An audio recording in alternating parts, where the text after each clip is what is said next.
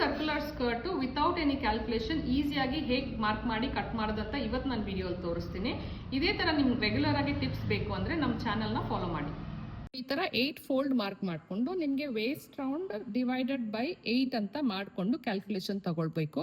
So ಅಂದಾಜು ನಾನು ಒಂದು 5 ಸೆಂಟಿಮೀಟರ್ಸ್ ತಗೊಳ್ತೀನಿ. ಸೊ ನೀವು ಇಂಚಸ್ ಪ್ರಕಾರ ದೊಡ್ಡದಾಗಿ ತಗೊಳ್ಬೇಕು. ಸೊ 5 ಸೆಂಟಿಮೀಟರ್ಸ್ ನನಗೆ ಬೇಕು ವೇಸ್ಟ್ ರೌಂಡು, ಓಕೆನಾ?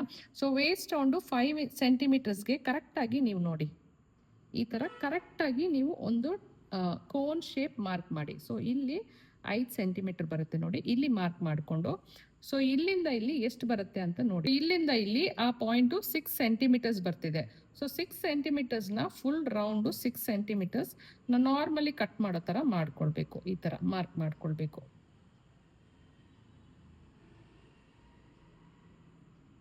ಸೊ ನೋಡಿ, ಈ ಥರ ಮಾರ್ಕ್ ಮಾಡ್ಕೊಂಡಾದ್ಮೇಲೆ ಇದನ್ನ ಮಾರ್ಕ್ ಮಾಡಿದ್ಮೇಲೆ ಮೆಜರ್ ಮಾಡಿ ನೋಡಿದ್ರೆ ಕರೆಕ್ಟಾಗಿ 5 ಸೆಂಟಿಮೀಟರ್ ಇರುತ್ತೆ. ಸೊ ನೀವು ಕರೆಕ್ಟಾಗಿ ಆ ಕೋನ್ ಶೇಪಲ್ಲಿ ಮಾರ್ಕ್ ಮಾಡಿಕೊಂಡು ಈ ಥರ ಮಾರ್ಕ್ ಮಾಡಿಕೊಂಡ್ರೆ ಯಾವ ಕ್ಯಾಲ್ಕುಲೇಷನ್ ಬೇಡ, ನಿಮ್ಗೆ ಎಷ್ಟು ಬೇಕೋ ಅದು ಕರೆಕ್ಟಾಗಿ ಬರುತ್ತೆ.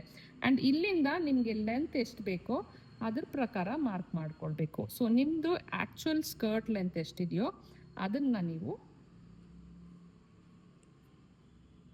ಈ ಥರ ಮಾರ್ಕ್ ಮಾಡಿಕೊಂಡು ಎರಡು ಸೈಡು ಅಲವೆನ್ಸ್ ಬಿಟ್ಕೊಂಡು ನಾವು ಕಟ್ ಮಾಡ್ಕೊಳ್ಬೇಕು. ನಮ್ಮ ಲೆಂತು ಮತ್ತು ವೇಸ್ಟ್ ಹತ್ರ ಅಲವೆನ್ಸ್ ಬಿಟ್ಕೊಂಡು ಹಿಂಗೆ ಕಟ್ ಮಾಡಿದ್ರೆ ನಮಗೆ ನೋಡಿ ಫುಲ್ ಸರ್ಕಲ್ ಸ್ಕರ್ಟು ರೆಡಿ ಆಗುತ್ತೆ. ಸೊ ಈ ಥರ ಈಸಿಯಾಗಿ ವಿತೌಟ್ ಎನಿ ಕ್ಯಾಲ್ಕುಲೇಷನ್ ನೀವು ಕಟ್ ಮಾಡ್ಕೊಳ್ಬೋದು.